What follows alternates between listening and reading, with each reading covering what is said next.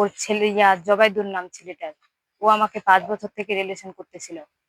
ও আমাকে বিয়ের প্রতিশ্রুতি দিয়েছে, আবার ওয়াদা দিছে, কোরআন শরীফের হাতও দিছে, আবার গোরস্থানের মাটি নিয়ে শপথ করছে মসজিদেরও। ওর ওর মাথায় হাত দিয়ে বলছিল আমি তোমাকে বিয়ে করব। আবার এখানে আসছিলাম, ও ও আমাকে আসতে বলছিল, ফের নিয়ে আসে আমাকে উধাও হয়ে গেছে। এখন আমাকে এখানে নিয়ে আসছিল, আবার পৌঁছায় দিছে বাড়ি, পৌঁছায় দিছিল আবার ওর চাচাতো ভাই সবুজ, পৌঁছায় দিছে। আমি আবার ফের চলে আসছি এখানে, এখানে আসি। তারপরে ও আমি তো- ও ও ইন্ডিকেটর পড়ালেখা করতেছিল, ওখানে কোচিং করতেছিল, আর আমি মহারাজায় কোচিং করতেছিলাম। ওর সাথে ও তখন আমাকে ফোন নাম্বার দিয়েছিল। তখন থেকে আমাদের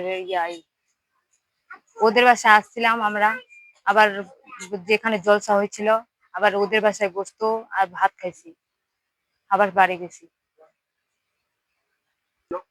ও আমাকে বলতেছে এখন আমি বিয়ে করব না, বলতেছে বলতেছে তুমি কত টাকা নিবা। আমি বলতেছি আমি টাকা নিব না, আমার টাকা লাগবে না।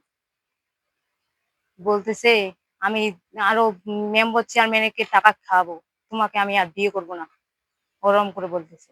বলছে তুমি আমি বাঙ্কার বেটা, আমি বেটা, আমার এখানে আসো, ওরম করে বলতেছে। আমি দেখে নিব ওই নেতা ফেতা গুলাকে, ওরম করে বলতেছে। না, হুমকি দেয়নি, বাড়ি পৌঁছায় দিয়েছে একদিন। কবে সেটা? এই কয়দিন নেই। কবে থেকে আছেন এখানে আপনি? আমি রবিবারে আসছি, 3 দিন হয়ে গেল। এই ৩ দিনে আপনি কি জন্য আছেন? আপনার চাওয়া কি?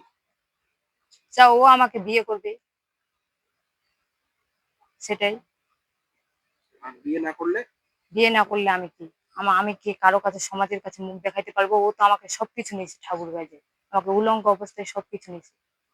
তা আমার আত্মহত্যা করা ছাড়া কিছু উপায় থাকবে না, মৃত্যুবরণ করা ছাড়া কিছু উপায় থাকবে না আমার।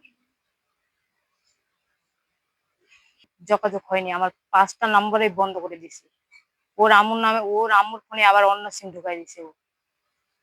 আপনার 10টা সিম আছে, 10টা থেকে আমাকে 5টা নম্বরে ফোন দিতে 5টা নাম্বার আছে।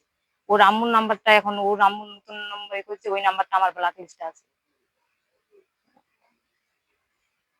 এখন তাহলে আপনি চান কি? আমি চাই ওকে বিয়ে করতে। আমি আর কাউকে জীবনে কাউকে বিয়ে করবো না। ওকে না পাইলে আমি আত্মহত্যা করবো।